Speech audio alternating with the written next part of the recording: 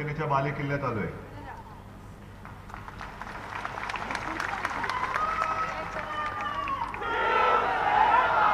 आजची 5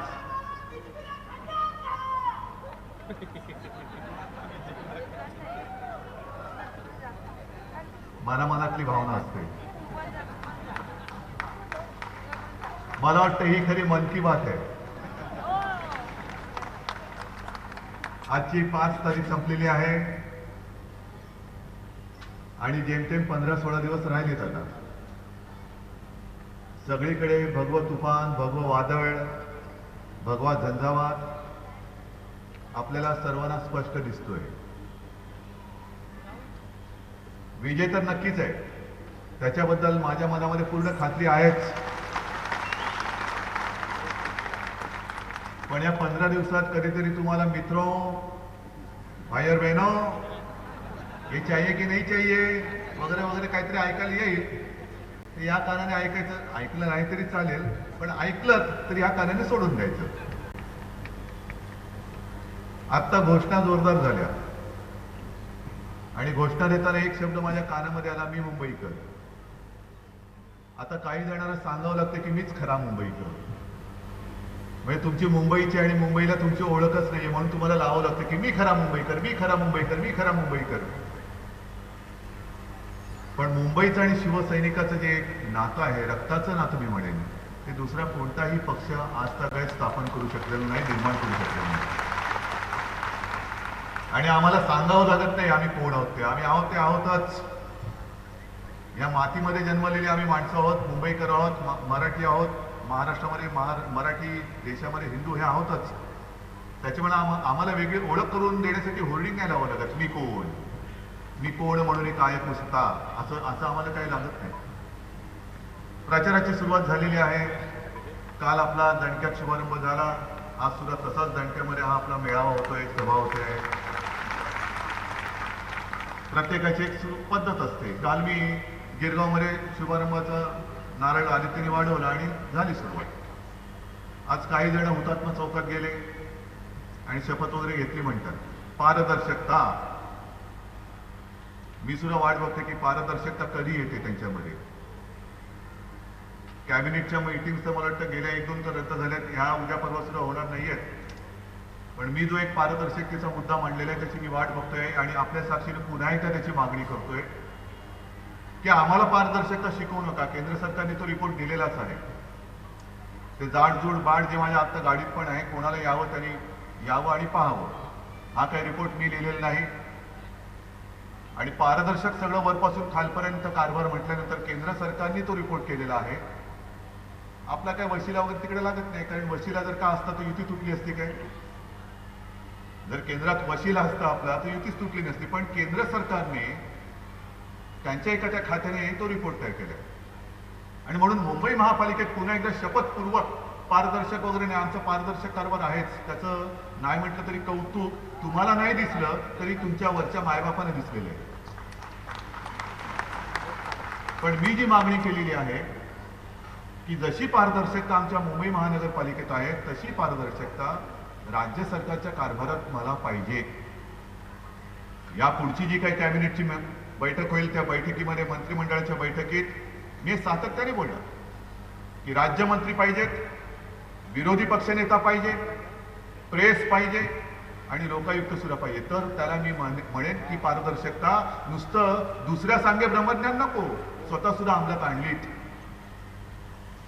आणा ना सगळं काय. मग काय चिकी घोटाळ्याचे आरोप होणार नाहीत, शिक्षण डिग्री घोटाळ्याचे होणार नाहीत, भूखंडाचे आरोप होणार नाहीत. कारण सगळं कसं पारदर्शक राहील. चिकी सुद्धा वाटताना तुला चिकी मला चिकी असं नाही होणार, सगळेच चिकी खातील. मग कशाला शिकवताय आणि कशाला या गोष्टी करताय?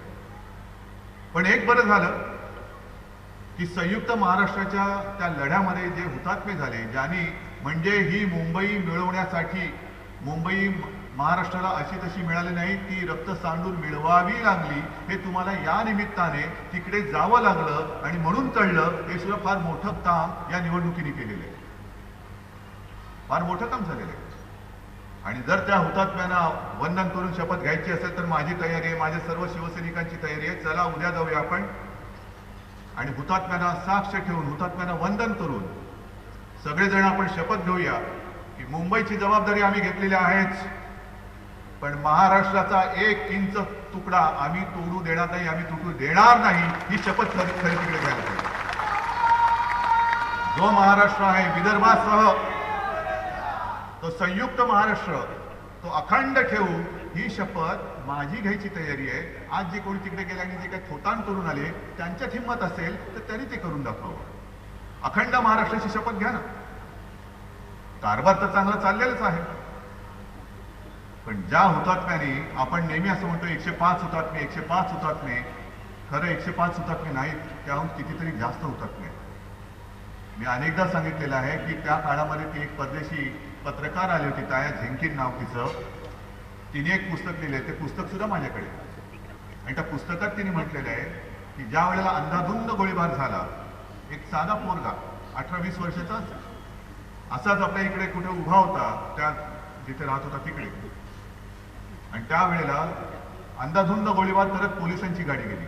काय कारण नाही, काय नाही, काय नाही, आणि ती गोळीबारातली एक गोळी कारण काही नसताना त्या बंडू गोखले त्याच्या छातीत घुसली आणि तो मरण पावला. काही जणांच्या कवट्या फुटल्या, कोणाचं काय झालं, कोणाचं काय झालं. आणि हे जे काही हुतात्मे झाले 105 हुतात्मे, त्या बाईने दिलेलं आहे की त्या जेव्हा रुग्णालयात गेल्या तेव्हा प्रेताच्या अशा राशी पडल्या होत्या, आणि किमान 200 ते 250 मृतदेह त्या म्हणायला त्यांनी लिहून ठेवलंय की माझ्या नजरेसमोर होते. 200 ते 250 ज्यांचं रेकॉर्डच नाही. हे सगळं रक्त सांडलं ते या माझ्या मुंबईसाठी, माझ्या महाराष्ट्रासाठी, आणि तो महाराष्ट्र जो संयुक्त महाराष्ट्र निर्माण झाला आहे तो त्यांच्या बलिदानातनं झालेला आहे. म्हणून त्यांच्या रक्ताची शपथ घेऊन आम्ही आमचं काम करतो आहोत. ज्या वेळेला संयुक्त महाराष्ट्राला 50 वर्ष झाली तर आम्ही हे सगळं सांगतोय की काय आपण विसरून जातो. तुम्हीच सगळे आला होतात. एक तो आपण यज्ञ केला होता संयुक्त महाराष्ट्रासाठी. यज्ञ म्हणजे काय? ते काय असे ते तेल तूप टाकून यज्ञ नव्हतं, रक्तदानाचा महायज्ञ. रक्त सांडून मुंबई मिळवली. आता आम्ही रक्तदान करून मुंबई वाचवतो आहोत, महाराष्ट्र वाचवतो आहोत, म्हणून आपण रक्तदान केलं होतं. आणि आजतागायत कोणीही तो आपला विश्वविक्रम होऊ शकलेला नाही. 12 तासामध्ये 25,000च्या वरती रक्ताच्या बाटल्या आपण गोळा करून संपूर्ण महाराष्ट्रामध्ये पाठवलं. आणि हेच आमचं रक्ताचं नातं आहे. प्रत्येक वेळेला काय सत्यनारायणच्या पूजेलाच जायला पाहिजे तीर्थप्रसादाला असं नाहीये. सगळं काही चांगलं असलं की सगळेजण रांगा लावून तीर्थप्रसाद घेतात, ते पितात आणि मग पुन्हा काहीतरी डोक्यावरनं फिरून जातात. पण ज्या ज्या वेळेला संकट येतं, ज्या ज्या वेळेला एखादी आपत्ती येते, त्या वेळेला धावून जातो तो माझा शिवसैनिक, दुसरा कोणत्याही पक्षाचा कार्यकर्ता जात नाही. आणि सगळं काही मिटलं का मग आपले कपडे व्यवस्थित करून भांग पाडून टीव्ही चॅनलवरती जाऊन बसतात. माझा सैनिक हा रुग्णालयात धावून जातो, चॅनलवरती धावून नाही जात. बसलं मग ही आपत्ती टाळता आली असती का? मग ही आपत्ती येण्यामागे खरा गुन्हा कोणाचा आहे ह्याच्यावरती चर्चा, चर्वण त्याच्यामध्येच ते बिझी असतात. पण त्यावेळेला हा बाळासाहेबांचा शिवसैनिक वेळ प्रसंगी रक्तदान करतो. रुग्णालयामध्ये ते अपघातग्रस्त असतात, दुर्घटनाग्रस्त असतात, त्यांना घेऊन जातो. आणि अनेक वेळेला असं झालेलं आहे की मी ज्या वेळेला हॉस्पिटलमध्ये पाहणी करायला जातो त्या सगळ्या रुग्णांची असेल किंवा अपघातग्रस्तांची असेल आणि शिवसैनिकांची विचारपूस करायला जातो, तेव्हा तिथले हॉस्पिटलचे डीन येतात, डॉक्टर येतात आणि मला सांगतात, उद्धवजी जरा एक विनंती करू का? तर काय? कृपा करून तुम्ही सैनिकांना सांगा की आता रक्तदान करू नका, आपल्याकडे पुरेसं रक्त आहे. पण ते ऐकायलाच तयार नाहीत. तुम्ही त्यांना कृपा करून सांगा, आमचं ऐकत नाही, तुम्ही सांगा की बाबा ह्याच्या पुढे आता रक्तदान करू नका, गरज लागली तर आम्ही सांगू. सैनिक रक्त देतो, तो ते रक्त कोणाकडे जातं? मराठी माणसाला जातं, अमराठीला जातं, हिंदूला जातं, मुसलमानाला जातं. आम्ही काही बघत नाही त्याच्यामध्ये. हे एवढं आम्ही जीव की प्राण म्हणून तळहाताच्या पोडासारखी मुंबई जपतो आहोत. आणि ती मुंबई तुम्हाला काय वाटतं, तुम्ही आलात आणि असं मी खरा मुंबईकर म्हटलं म्हणून हे मुंबईकर काय तुमच्या पदरात टाकतील? जसं त्या पंचम जारीला मुंबई आंदण दिली होती, तशी आंदण ही महाराष्ट्राला मिळालेली मुंबई नाहीये, महाराष्ट्राने मिळवलेली ही मुंबई आहे. आणि म्हणून मला असं वाटतं की ह्या सगळ्या गोष्टी, काल मी याचा सगळा समाचार घेतलेला आहे. निवडणूक आहे महापालिकेची, महापालिकेच्या कामावरती बोला ना. मग जी काही आम्ही कामं केलेली आहेत ती ठणठणीत आणि ठसठशीतपणाने होर्डिंगवरती लावलेली आहेत. मग त्याच्यावरती काही घेण्यात टीका? 5 वर्षापूर्वी जेव्हा आपण कामं दाखवली होती, करून दाखवलं, 2 शब्दावरती आपण मुंबई जिंकली होती. कारण का? आपण केलेली कामं दाखवली होती आणि ती कामं कोणी खोडू शकलेली नव्हती. आज सुद्धा आपण जे काही कॅम्पेन करतो, होर्डिंग लावले, डिड यू नो, मग ते मुद्दे तर फोडता येत नाही. मुंबईच्या रस्त्याची लांबी किती आहे, मुंबईच्या पाईपलाईनची लांबी किती आहे, मुंबई ते लंडन एवढी पाईपलाईनची मोठी आपली लांबी आहे, ती मुंबईची महापालिका मेंटेन करते. 30,000 सफाई कामगार दिवस रात्र मेहनत, म्हणजे आपल्याला शनिवार रविवार बँक हॉलिडे वगैरे असतो, पण त्या सफाई कामगारांना नसतो. आरोग्याची पर्वा न करता दिवस रात्र मेहनत करून सफाई कामगार आपली सफाई करत असतात. अनेक गोष्टी आहेत. स्वतःचं हक्काचं पाण्याचं धरण बांधणारी मुंबई महापालिका ही देशातली एकमेव आणि सगळ्यात जलद गतीने धरण बांधणारी एकमेव महापालिका आहे. अनेक अनेक अनेक गोष्टी ज्या आपण सांगितलेल्या आहेत त्याच्यावरती नाही बोलायचं, पण मराठी करणारी शिवसेना आता डिड यू नो का बोलते? मग त्यांना मला सांगायचं, गाढवानो, डिड यू नो मराठी माणसाला इंग्रजी सुद्धा येतं काय? मराठी माणूस म्हटला म्हणजे त्याला काय दुसरी भाषा येऊ नये असे? मी अभिमानाने सांगतो की माझा मराठी माणूस आणि मुंबईकर हा इंग्रजी सुद्धा बोलतो आणि दिल्लीत जाऊन व्यवस्थित कारभार सुद्धा करायचा असेल तर या सगळ्या भाषा आल्या पाहिजेत, म्हणून आम्ही अभिमानाने या गोष्टी करतो. पण हे चांगल्या कामाचं कधी श्रेय द्यायचं नाही, ह्याच्यामध्ये घुसपट कशी काढायची ते बघत बसायचं. आज मी भांडूपमध्ये आलेलो आहे. प्रत्येक ठिकाणच्या काय काय समस्या आहेत. मुळामध्ये 1-2 गोष्टी मला इकडे सांगायला पाहिजे, नक्कीच पाहिजे, कारण इथे तो मोठा प्रश्न आहे, तो 90 फुटी रस्त्याचा आहे ना. असं बरोबर ना? 90 फुटी रस्ता तो लिंक रोडला जोडला जाणार की नाही जाणार? नक्की जाणार. तो या 5 वर्षात आपण करणार. चांगलं हॉस्पिटल पाहिजे. सावित्रीबाई फुले हॉस्पिटल आहे ना, पण ते हॉस्पिटल येत्या 5 वर्षात अद्ययावत करणार. तिकडे सुपर स्पेशालिटी हॉस्पिटल मी भांडूपकरांना देणार. बिर्ला कंपाऊंडचा विषय आहे ना, तिकडे तुम्हाला काय पाहिजे? स्पोर्ट्स कॉम्प्लेक्स हवाय की नकोय? नाही, असं विचारलं की मला वाटतं मी कोणतरी दिल्लीवरनं आलोय. चाहिए की नाही चाहिए? चाहिए. असं जरा जोरात बोललं ना, मग आपल्याला पण लोकांना कळू दे ना की यांच्याकडे सुद्धा माणसं येतात. स्पोर्ट्स कॉम्प्लेक्स हवा की नको? कोण देणार स्पोर्ट्स कॉम्प्लेक्स? अरे बोला ना, शिवसेना. तिथे सुद्धा स्पोर्ट्स कॉम्प्लेक्स करणार, हे सुद्धा माझं तुम्हाला वचन आहे. ह्या अशा काही ज्या गोष्टी आहेत ह्या आपल्याला करायच्या आहेत. आणि त्या करण्यासाठी काय होतं की 5 वर्षामध्ये एक टप्पे आपण पुरे करत जातो. आपल्याला आठवते की 2005 साली जी काही अतिवृष्टी झाली, ढगफुटी झाली, आणि ती ढगफुटी झाल्यानंतर मुंबईमध्ये हाहाकार झाला. आपण कधी कल्पनाही केली नव्हती. म्हणजे मला आठवते मी शिवालयात बसलो होतो, पाऊस तर पडत होता, संपूर्ण बाहेरगावची माणसं आली होती, दिल्लीतली माणसं आली होती, आणि आपली लोक सैनिक सांगत होते, उद्धवजी चला आता पाऊस खूप पडतो. म्हणजे पाऊस पडतो त्याच्यात काय झालं? तर नाही पाणी तुंबायला लागलेलं. म्हणजे पाणी तुंबून तुंबणार किती? आणि नंतर मी बाहेर पडल्यानंतर लक्षात आलं हे काहीतरी विचित्र आहे प्रकरण. त्या रात्री मी घरी जाऊ शकलो नव्हतो, बाहेरच अडकलो. पण निदान मी सुरक्षित जागी होतो. अनेक मुंबईकर बिचारे सुरक्षित ठिकाणी सुद्धा जाऊ शकले नाही. काही जण तर गाडीमध्ये घुमरून गेले. पाणी एवढं चढलं की आपल्याला कल्पनाच आली नाही की एवढा पूर हा मुंबईवर येऊ शकेल. आणि ह्याला कारण असं होतं की मुंबईची ही भौगोलिक मांडणी ही अशी आहे की जर का जोराची वृष्टी झाली, अतिवृष्टी झाली, आणि त्याच वेळेला जर का तुफान भरती सागरामध्ये उसळली, तर मुंबईचं पाणी हे समुद्रात न जाता समुद्राचं पाणी हे उलटं मुंबईमध्ये येतं. मग काय करायला पाहिजे? आपण हात वर करून नाही बसलो की आता काय करणार, हे असं आहे, हे असंच तुम्हाला स्वीकारावं लागेल, जगायचं तर जगा, नाहीतर पाण्यात बुडून मारा. असं नाही केलं आपण त्याच्यावरही मात केली. आणि जी पंपिंग स्टेशन्स आपण सुरू केली तिथपासून आजपर्यंत कितीतरी पंपिंग स्टेशन्स केली, आणखीन 2-3 व्हायचे. आणि मी अभिमानाने सांगेन की गेल्या वर्षी इतर शहरांचे आपण फोटो पाहिले, या वृत्तवाहिन्यांवरती पाहिले की दिल्ली तुंबली, चेन्नई तुंबलं, अहमदाबाद तुंबलं, हे तुंबलं, ते तुंबलं, पण त्यांच्यापेक्षा जास्त पाऊस पडून आपली मुंबई आपण तुंबू दिली नाही. काय हे श्रेय तुम्ही महापालिकेला देणार नाही? सुरुवातीला देणार नाही?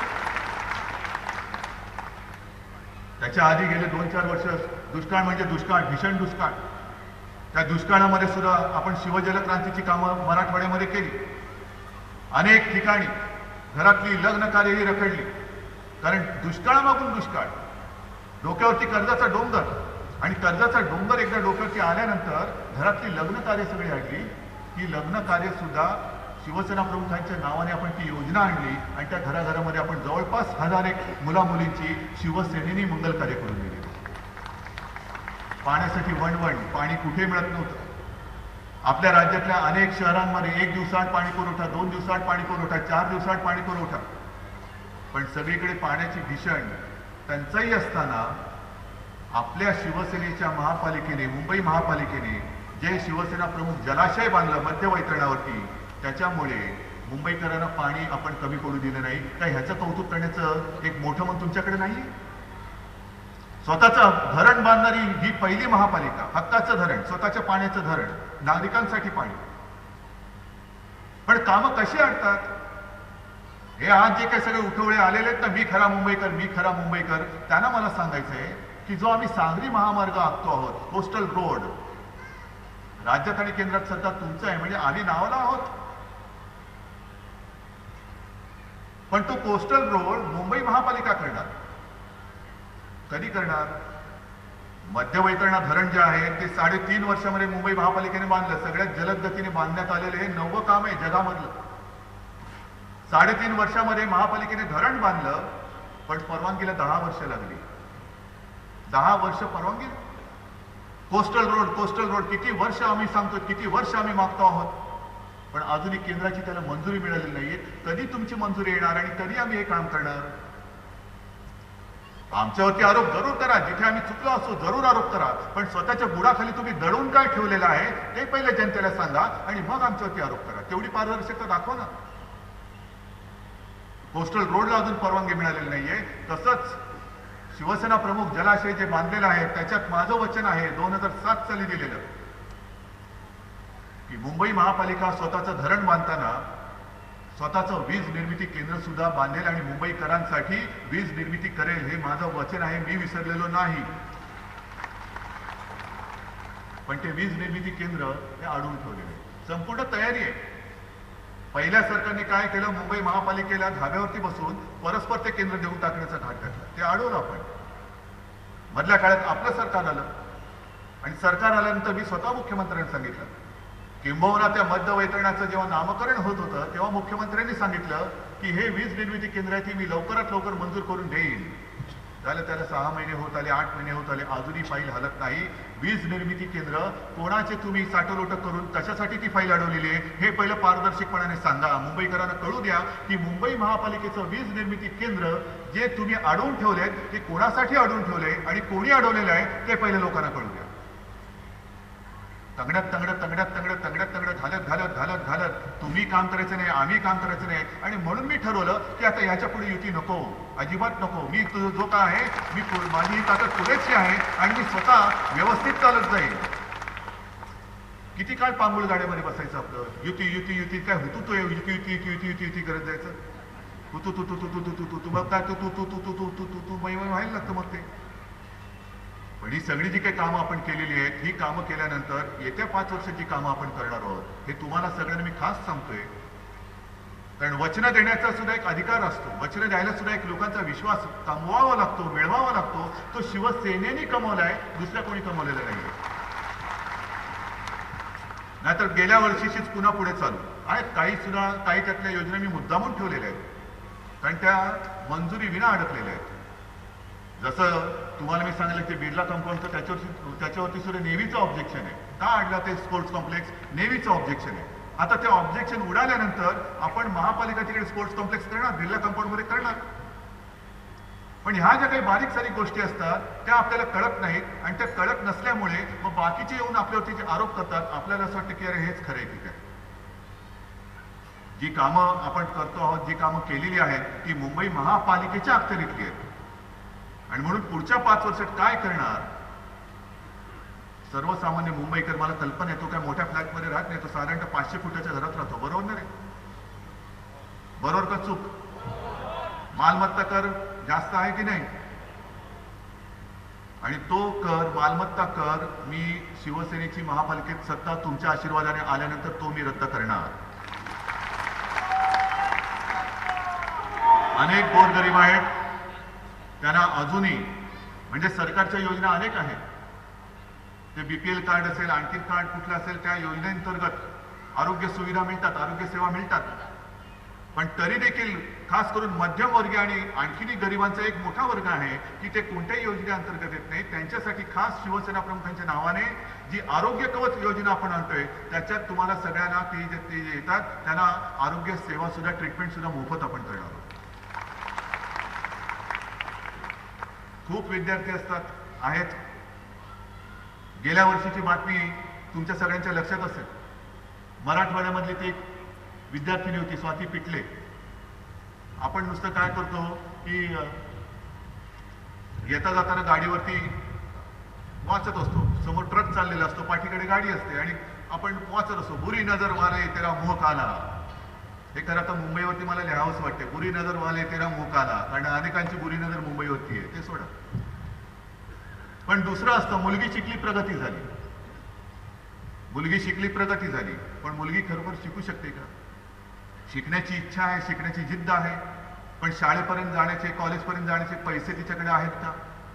आणि ती स्वाती पिटले जी होती ती 8 दिवस शाळेला तिला जाता आलं नाही. का? तर घरापासून शाळेपर्यंत, कॉलेजपर्यंत जाण्यासाठी तिला बस भाड्याचे पैसे नव्हते. म्हणून शिकण्याची इच्छा असणारी विद्यार्थिनी केवळ त्या शाळेत जाऊ शकत नाही, बसचे पैसे नाहीत, म्हणून तिने दांडी मारली. अखेरीस मग तिच्या आईने बघितलं, पोर तर शिकते, हुशार आहे पोर, काय करायचं? साहजिकच आहे, जे पडेल ते काम, मग कुठे काय असेल पदर पसरून पैसे मिळवले आणि मुलीला सांगितलं, तू जा शाळेमध्ये जा, मी तुझ्यासाठी मेहनत करेन, तू जा शाळेमध्ये, शिक, मोठी हो आणि नाव कमव.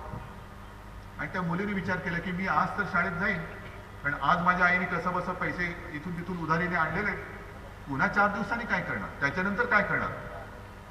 पण जर का असंच चालू राहिलं तर माझं ओझं हे माझ्या आईच्या डोक्यावर येणार, माझ्या वडिलांच्या डोक्यावर येणार, मग कशाला हा सगळा अट्टास पडला? आणि म्हणून तिने जीव दिला. शाळेमध्ये जाऊ शकत नाही, इच्छा आहे पण पैसे नाही, म्हणून त्या पोरीने जीव दिला. आणि मग ते खातं नेमकं सुदैवाने आपल्याकडे होतं, परिवहन खातं आपल्याकडे. मी दिवाकर रावतेने सांगितलं, म्हणजे दिवाकरजी हे नुसतं अशी हळहळ करून आणि आता ती मुलगी गेली, त्या मुलीच्या घरी जाऊन 1,00,000, 1,15,00,000, 5 लाख रुपये देऊन काय होणार आहे? पोर परत येणार आहे का?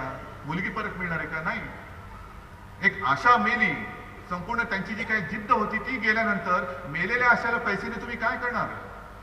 त्याच्यापेक्षा एक काम करा की याच्या पुढे आत्महत्या होता कामा नये. दुष्काळग्रस्त भागातल्या तमाम विद्यार्थ्यांचा पूर्णपणे प्रवास भाडे जे आहे ते माफ करून टाका. आणि मला एक समाधान आहे की गेल्या वर्षी आपण ते त्या मराठवाड्यात करू शकलो. आणि तसाच विचार मुंबईमध्ये प्रत्येक वेळेला काय आपत्ती यायला पाहिजे अशातला भाग नाही, आपत्ती येऊच नाही, आपत्ती येणारच नाही, पण एक काहीतरी आयुष्यामध्ये सुख, समाधान, शांती काय आहे की नाही, आणि तो विचार करून जे विद्यार्थी बीएसटीने प्रवास करतात, शाळेमध्ये त्यांचं येणं जाणं असतं, त्या तमाम शाळेतल्या विद्यार्थ्यांना, गणवेशधारी विद्यार्थ्यांना यापुढे म्हणजे आपली सत्ता महापालिकेत आल्यानंतर मी बेस्ट प्रवास हा मोफत करून टाकणार आहे. अनेक गोष्टी आपल्याला करायच्या. हे भांडूपचं जसं काही स्थानिक विषय आहेत, मग तो उड्डाण पूल असेल, आणखीन काय असेल, ही कामं जी आपण करायची आहेत त्याच्या पलीकडे जाऊन सर्वदूर जो विचार करतो आहोत की आरोग्य सेवा आपल्या दारी. मी येत्या 2-4 दिवसामध्ये एक प्रेस कॉन्फरन्स घेऊन ते एक प्रेझेंटेशन देणार आहे. आमच्याकडे योजना तयार आहेत, नुसती काही थापा मारायचं म्हणून आम्ही थापा नाही मारत, ते करून टाकू रे, नंतर पुढे बघू कुठे जातोय आपण, मग बघू अमुक झालं नाही तमुक झालं नाही, ही थापेबाजी नाही मी करायला आलेली. आजचा संपूर्ण काळ हा विचित्र आहे. निवडणुका येत आहेत, निवडणुका जात आहेत, कोणाचं लक्ष कशामध्ये नाहीये. आणि या निवडणुकीच्या प्रचारामध्ये हे नोटाबंदीचं जे संकट आहे त्याच्याकडे आपलं दुर्लक्ष होत आहे. हे संकट हे काही निसर्गाचं संकट नाहीये, हे मुद्दामून तुमच्यावरती आपल्यावरती लादलेलं संकट आहे. मला तर असं वाटतं की 2 वर्ष झाली, 2.5 वर्ष झाली, कब आएंगे अच्छे दिन. आता आहे तुमच्या मनामध्ये कधीतरी हा प्रश्न येतो, अच्छे दिन कधी येणार हा विषय येतो. सगळ्यांच्या मनात आता हाच विचार येतो की एटीएम मध्ये मला पैसे कसे मिळणार आणि कधी मिळणार. आणि तो पैसा सुद्धा काही चोरीचा पैसा नाही, काळा पैसा नाही, तुमच्या स्वतःचा कष्टाचा पैसा, घामाचा पैसा, हक्काचा पैसा. एक तर पैसे भरायला गेले की असं वाटतं की आहे मालदार पार्टी, आणि काढायला गेले की असं वाटतं की चोर आहे पैसे काढायला आला.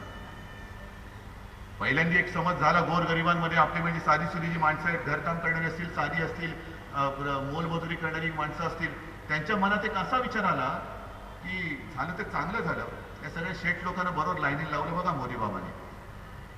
हे म्हणजे समानता आणली. मी ज्या रांगेत उभा आहे त्याच रांगेमध्ये शेठ पण उभा आहे. कुठे शेठ उभा आहे बघितलं तुम्ही? एकतरी श्रीमंत माणूस रांगेमध्ये उभा आहे, एकतरी फोटो रांगेमध्ये उभा असलेल्या श्रीमंत माणसाचं तुम्ही पाहिलंय? मी नाही पाहिलेलं. अनेक जण 100च्या वरती माणसं या नोटाबंदीच्या हाहाकारामध्ये मेलेली आहे. जो काही काम आणला गेला होता की दहशतवादी हल्ले थांबतील, किती हल्ले थांबले? काळा पैशाला पायबंद बसेल, उलट पैसा बाहेरच पडतोय. अजून काळा पैशावरती रोख नाही. दहशतवादी हल्ले थांबलेले नाही. खोट्या नोटा मला माहित नाही किती आले असतील नसतील, कारण त्याचे फोटो आले होते. दहशतवादी हल्ले थांबले असले तरी नोटाबंदीच्या हल्ल्यामध्ये जी लोक मेली त्याची जबाबदारी कोण घेणार? रांगेमध्ये उभे राहून काही जणांना हार्ट अटॅक आलेला आहे. एक त्या गर्भवतीचं ती बातमी मी तर विसरूच शकत नाही, कारण काळजाला घर पाडून गेलेली बातमी. एक गर्भवती महिला आणि तिचा पती, तरुण जोडपं होतं. 2-3 दिवस त्या एटीएमच्या रांगेत, बँकेच्या रांगेत उभे राहिले. आणि ज्यावेळी त्यांचा नंबर आला तेव्हा ती मर्यादा होती 2,500 का काहीतरी. आणि जेव्हा नंबर आला त्यावेळी तिचा पती विनवणी करते, ती विनवणी करते की माझी पत्नी गर्भवती आहे, तिला ट्रीटमेंटसाठी, उपचारासाठी आणि एकूण या बाळणपणासाठी अधिक पैसे लागणार, कृपा करून पैसे द्या, कृपा करून पैसे द्या. नाही, नियम म्हणजे नियम. अच्छे दिन म्हणजे अच्छे दिन. तडफडा तुम्ही, त्यालाच आम्ही अच्छे दिन म्हणतो. आणि दुर्दैवाने व्हायचं तेच झालं. तिथल्या तिथे तिला त्या प्रसूती वेदना सुरू झाल्या. रुग्णालयात नेईपर्यंत तिच्यावरती नको तो सगळा प्रसंग उडवला. बाळ तर दगावलंच. पुढे त्या महिलेचं काय झालं याची काही बातमी नाही आहे. कोण त्या बाळाच्या मृत्यूची जबाबदारी कोण घेणार? अच्छे दिन आएंगे कसे? जन्माला येणारं मूलच जन्माला येण्याच्या आधी जर मृत्यू पावत असेल तर अच्छे दिन येऊन त्या चाटायचे कोण बघणार तुमचे अच्छे दिन? जन्माला येण्याच्या आधीच जर मृत्यू येत असेल तर अच्छे दिन येणार कधी? पण हा आपण काही विचार करत नाही. एक भ्रामक समजूत आहे, केले ते बरं आहे, होईल काहीतरी बरे होईल. कधी बरे होणार माहिती नाही. म्हणजे शांत राहा, सगळं काही व्यवस्थित होईल. शांत राहा, सगळं व्यवस्थित होईल. शांत राहा म्हणजे एकदा शांत राहत मेलात की सगळं काही व्यवस्थित झालं. हा जो काही सगळा कारभार चाललेला आहे, मी म्हणेन तीच पूर्व दिशा नाही चालणार. निदान शिवरायाचा महाराष्ट्र ते खपून घेणार नाही. अनेक गोष्टी त्या बोलता येतील, पण मला ती बोलायची आता अजूनही वेळ आहे म्हणा, पण वेळ नाही म्हणा का, कारण माझी दुसरी सभा पण आहे. पण हा जो विचार मी म्हणतो आहे, बोलतो आहे, हा तुम्ही करतात की नाही? बातम्यांकडे तुमचं लक्ष आहे की नाही? नोटाबंदीच्या या फटक्यामध्ये अनेक लोक बेरोजगार झाले. संभाजीनगरमध्ये हजारो कामगार बेरोजगार झाले आणि तिकडे आता कायदा सुव्यवस्थेचा प्रश्न निर्माण झालेला आहे. कोण देणार त्यांची रोजीरोटी? कधी भरून निघणार त्यांचं नुकसान? अनेक तज्ञ म्हणतायत की आपल्या अर्थवृद्धी जी होत होती त्याला आता झटका बसलेला आहे. आर्थिक विकासाचा वेग आता मंदावलेला आहे. अनेक ठिकाणी बेरोजगारी पसरलेली आहे. खरं असं झालेलं आहे की मोठ्या उद्योगपतींनी जे कर्ज डुबवलं होतं, बँका ओस पडल्या होत्या, त्या उद्योगपतींचं कर्ज हे तुम्ही सगळ्यांनी भरलेलं आहे. तुमच्या कष्टाचा पैसा त्या बँकेमध्ये जमा करून. हे कळते का तुम्हाला? बँकांमध्ये एवढा पैसा आला, किती लाख कोटी रुपये आले. कुठून आले हे पैसे? माझ्या सर्वसामान्यांच्या खिशात हात घालून काढलेला तो पैसा आहे. पाकिट मार आहात तुम्ही. आणि मग आता बेकारीचं संपूर्ण संकट हे मोठं येत असताना पुन्हा तेच होणार. भाई और बहनों, आपको रोजी रोटी चाहिए की नहीं? का आम्ही मूर्ख सगळे येण्यासारखे चाहिए चाहिए कोण देगा चालू आहे. आणि मग मोठे उद्योगपती ज्यांनी कर्ज बुडवलेलं आहे त्यांचे उद्योगधंदे लागणार. भूसंपादन कायद्याला जो विरोध आपण केला तो एवढ्यासाठी केला की गोरगरिबांची सुपीक जमीन बळकावून ती सगळी जमीन ह्या उद्योगपतींच्या घशात घालायची आणि त्यांना बेकार करून टाकायचं. हा असा विकास परवडणारा नाही. मग तिथे मोठमोठे उद्योगधंदे आणायचे. ज्यांनी कर्ज बुडवलेलं आहे त्यांना पुन्हा हे जनतेच्या खिशातनं काढलेले पैसे त्यांच्या बोडक्यावरती घालायचे आणि पुढच्या 5-1 वर्षामध्ये त्यांनी पुन्हा बुडवलं तर आपल्या हातामध्ये भिकेचा कटोरा येईल. ही जी काही लढाई मी लढतोय, का मी युती तोडली? जर का 114 जागा दिल्या असत्या तर पारदर्शकता दिसली असती. आणि कशासाठी मी 114 जागा देऊ? मर मरतो तो माझा शिवसैनिक मरतो निवडणुकीमध्ये. मर मरतो लोकांच्या सुखदुःखात तो माझा शिवसैनिक मरतो. 5 वर्ष आम्ही मेहनतीने कामं करायची. एक डाग अंगाला लागू द्यायचा नाही. तो कधी लागलेला नाही, या पुढेही लागणार नाही. आणि मग निवडणूक जिंकण्यासाठी सर्वस्व पणाला लावायचं. निवडणूक जिंकल्यानंतर कामं करायची आणि ती झाल्यानंतर 5 वर्षानंतर विनासाहेब तुमच्या घशामध्ये जागा घालायच्या. ह्याला म्हणतात युती. हे आम्हाला पारदर्शकतेने दिसत होतं म्हणून मी युती तोडलेली आहे. आणि जर का त्यांच्या मनाप्रमाणे युती झाली असती तर सगळं कसं मस्त सुखा समाधानात पारदर्शकतेने झालं असतं. नाही, पारदर्शकता वगैरे थोतांडे. अरे ज्या पक्षाचा अध्यक्ष बंगारू लक्ष्मण लाच घेताना पकडला गेला त्यांच्याकडनं आम्ही पारदर्शकता शिकू. 1 लाखाची लाच. मग एवढ्या खालच्या पातळीवरती जाऊन लाच घेणारा तुमचा अध्यक्ष आणि तुम्हाला पारदर्शकतेवरती बोलायला लाज वाटत नाही? तेव्हा जागा तुम्ही राहायचे. ही लढाई माझी एकट्याची नाहीये. हे आव्हान मी स्वीकारलेले आहे ते तुमच्या जोरावरती, तुमच्यासाठी आणि तुमच्या भरोशावरती मी स्वीकारलेले आहे. मला कल्पना आहे लढाई मोठी आहे, पण माझं भांडवल नाही, माझं सैन्य तुम्ही आहात. शिवसेना प्रमुखांनी मला जोडून दिलेला हा माझा जीवाभावाचा सैनिक, ही माझी कमाई, माझं सैन्य आहे आणि माझी कित्येक जन्माची माझी पुण्याई आहे. आणि कौरव पांडव वगैरे काय बोलायचं असेल ना तर माझं म्हणणं आहे तुम्ही बोलाच. 5 वर्षापूर्वी पृथ्वीराज चव्हाण बोलले होते की या महापालिका निवडणुकीनंतर शिवसेना दिसणार नाही. आता पृथ्वीराज चव्हाणांचं धुंडोरे साजेना झालेले, पण माझी शिवसेना त्यांच्यावर कितीतरी 5 वर्षापूर्वीच्या कितीतरी वाढलेली आहे. माझे 18 खासदार आले, 63 आमदार आले, खूप शिवसेना वाढले, या पुढेही वाढणार आहे. म्हणून शिवसेनेच्या अंगावर याच एकदाच काय तो फैसला होऊ द्या. ते तामिळनाडूमधला आहे ना जलीकट्टू, तसा हा जलीकट्टूच आहे. उधळलेल्या बैलाला वेसण घालायची आहे आणि त्याला माझा हा वाघाचा छावा मजबूत आहे, तो वेसण घातल्याशिवाय राहणार नाही. आणि म्हणून मगाशी संजय, मी येताना तुमचं भाषण ऐकत होतो, मी गाडीमध्ये ऐकायला येत होतो. उमेदवार कोण मला माहित नाही, धनुष्यबाण हा माझा उमेदवार. धनुष्यबाण. मग हा का ही का तो? नाही, इकडे आवड निवड आता चालणार नाही. आवडी निवडीमध्ये तुम्ही पडता कामा नये. व्यक्तिगत राग लोभ मला चालणार नाही. आता हा घात होऊ देऊ नका. मतं फोडण्याचे प्रयत्न काय कमी होतील अशातला भाग नाही. मतं फोडण्यासाठी खूप प्रयत्न होतील. आत्ताशी कुठे प्रचाराला सुरुवात होते. या सगळ्या कटकारस्थाना गाडून आपल्याला भगवा फडकायचा आहे. आणि म्हणून एक वचन मी तुम्हाला देतो, धनुष्यबाण घेतलेला प्रत्येक उमेदवार म्हणजे शिवसेना आहे आणि त्या शिवसेनेच्या उमेदवाराची जबाबदारी व्यक्तिगत मी घेतलेली आहे. तुमच्या विकासाची जबाबदारी शिवसेना म्हणून आणि पक्षप्रमुख म्हणून मी घेतलेली आहे. तमाम शिवसैनिकांना मी आज आवाहन करतोय की प्रत्येक वॉर्डातून मला उमेदवार नाही, धनुष्यबाण जिंकला पाहिजे. धनुष्यबाण धनुष्यबाण आणि धनुष्यबाण. बस ही मोठी लढाई आहे. ही लढाई माझ्या एकट्याची नाहीये, ही आपल्या सगळ्यांची आहे. ज्यांना त्यांच्या मगरुरीचा आणि मनमानीपणाचा राग आलेला आहे, मग ते व्यापारी असतील आणखीन कोणी असतील, कारण सगळ्यांना सांगतो एकवटा आत्ताच वेळ आहे. ज्या धाडी टाकल्या जात आहेत, जो छळवाद आरंभलेला आहे. बरं, मतं मागताना तुम्ही बोलला होता लोकसभेच्या वेळेला की ज्यांच्याकडे काळा पैसा आहे त्यांनी मला मत देऊ नका बोलला होता. सगळ्यांना सांगितलं होतं स्विस बँकेतून पैसा आणू, आणि तिथपर्यंत तुम्ही पोहोचू शकत नाही. पण गोरगरिबाला कळते कुठे? त्यांनी दिली मतं आणि मान दिली तुमच्या हातामध्ये. त्या मानेवरती आता सुरा फिरवत आहे. हा सुरा उलटा फिरवण्याची ताकद ज्यांनी मत दिलं त्या सर्वसामान्यांच्या मनगटामध्ये आहे आणि तीच ताकद मला यावेळेला त्यांना दाखवून द्यायची. म्हणून तुम्ही एवढ्या मोठ्या संख्येने इकडे आलात. प्रत्येक मत मला महत्वाचं आहे. बस 23 तारखेला जोपर्यंत आपला हा सगळा पट्टा आपण भगवा करत नाही तोपर्यंत आता शांत बसायचं नाही. देताय वचन मला? तुम्ही मला विजय मिळवून द्या. मी मागे बोललेलो आहे, तुम्ही मला वज्रमुठ द्या. दात पाडायचं काम मी करून दाखवतो. जय हिंद, जय महाराष्ट्र. विभागाच्या वतीने तर मुंबईच्या भांडूपमध्ये उद्धव ठाकरेंची सभा आपण पाहिली आत्ताच. किरीट सोमय्यांना, त्याचप्रमाणे भाजपला आणि आशिष शेलारांना उद्धव ठाकरेंनी टार्गेट केलं. खरा मुंबईकर कोण हे शिवसेनेला आणि शिवसैनिकांना सांगावं लागत नाही असा टोला त्यांनी भाजपला लगावला. नरेंद्र मोदींच्या वर त्यांनी शेलक्या शब्दांमध्ये टीका केली.